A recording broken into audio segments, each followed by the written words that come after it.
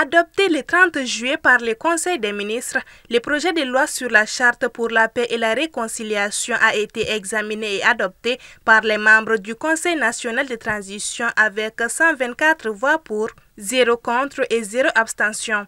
Après son adoption, il est envisagé des activités de mobilisation et d'appropriation à l'intention de l'ensemble des couches de la communauté nationale pour en faciliter la mise en œuvre. Et cette charte va ouvrir les portes à un avenir radieux parce qu'il faut aller vers la paix. Et sans la paix, il n'y a pas de réconciliation. Et sans réconciliation, il n'y a pas de paix. Et c'est la paix qui ouvre les conditions de développement de tout ce qui va avec.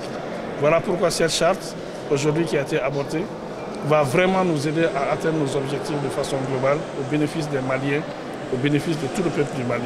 Ensuite, plusieurs autres projets de loi étaient à l'ordre du jour de cette session extraordinaire, dont celui relatif à la création de la Direction générale de l'administration pénitentiaire.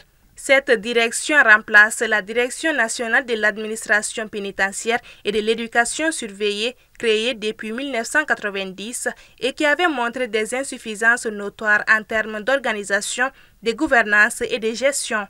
Il était donc nécessaire de trouver des correctifs à toutes ces insuffisances constatées. Le dit projet de loi a été adopté à 122 voix pour, 0 contre et 1 abstention. Cette innovation va nous permettre d'assurer une gestion beaucoup plus transparente, une gestion beaucoup plus efficace de notre administration pénitentiaire. Nous allons pouvoir mettre en œuvre certaines réformes majeures qui étaient déjà prévues mais qui n'ont jamais pu être déroulées concernant la mise en place de structures qui vont accueillir par exemple les mineurs dans des centres qui vont assurer leur formation, la création des centres de formation à l'intérieur des maisons d'arrêt, la création des écoles et des structures qui vont permettre d'assurer le suivi post-carcéral de manière beaucoup plus efficace. La transition vers une direction générale vise à renforcer la capacité opérationnelle des services de détention,